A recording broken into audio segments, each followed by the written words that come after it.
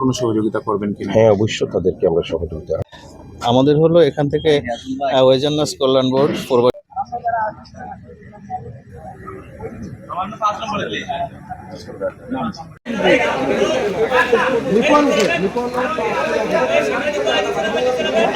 প্রবাসী কল্যাণ মন্ত্রণালয়, প্রবাসী কল্যাণ ও বৈদেশিক কর্মসংস্থান মন্ত্রণালয়ের পক্ষ থেকে আমরা এখান থেকে লাশ পরিবহন ও দাফন বাবদ 35,000 টাকার চেক আমরা মৃতের পরিবারকে আমরা এখান থেকে হস্তান্তর করব।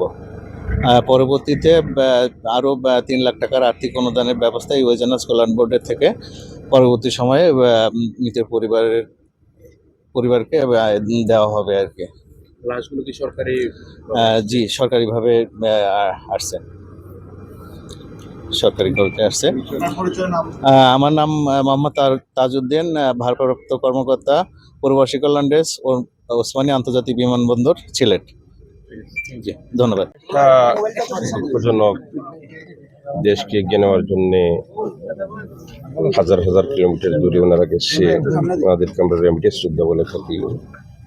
আল্লাহর হুকুম হয়ে গেছে, আল্লাহর মংস হয়ে গেছে, ওনারা দুনিয়া থেকে চলে গেছে। তো ইতিপূর্বে সংসদে আমিও এই দাবিগুলো উত্থাপন করেছিলাম যে বিদেশে যদি আমাদের কোনো নাগরিক মারা যায় তাকে সরকারি খরচে যাতে দেশে সসম্মানের সাথে আনা হয়। সাথে সাথে আমাদের মন্ত্রী মহোদয় যিনি আছেন উনিও এই ব্যাপারে খুব করছেন।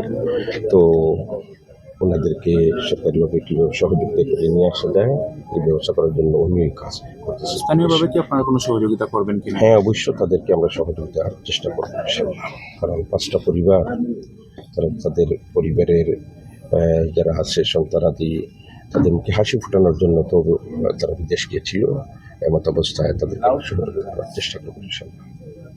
সেক্ষেত্রে আসলে এই 5 জন পরিবারের তারা আসলে একজন উপার্জনক্ষম ব্যক্তি ছিলেন পরিবারে। তো তাদেরকে আসলে যারা উপার্জনক্ষম যারা কিংবা কাজে লাগার মতো সদস্য রয়েছেন তাদের ব্যাপারে কোনো ধরনের সহযোগিতা থাকবে? আমরা এটা নিয়ে বসবো, তাদেরকে কিভাবে সহযোগিতা করা যায় আমরা পরামর্শের মাধ্যমে চেষ্টা করব। সরকারের পক্ষ থেকে আপনি যেহেতু স্থানীয় সংসদ সদস্য, সংসদে এই বিষয়গুলো নিয়ে আলোচনা করবেন। হ্যাঁ, এই অঞ্চলের প্রবাসী না, সারা দেশের প্রবাসী যেভাবে যায় প্রবাসে আমরা সবাই জানি, একদম সহায় সম্বল হিসেবে যায়। তারা যখন এইভাবে ফিরে আসে তাদের পরিবারের আসলে কিছু করার থাকে না, তাদের জন্য নতুন করে কোনো উদ্যোগ সরকার নেবে কিনা? আসলে সরকার তাদের জন্য উদ্যোগ নেওয়ার পরিকল্পনা করতেছে। ইতিপূর্বে সংসদে এই বিষয় নিয়ে আলোচনা হয়েছে।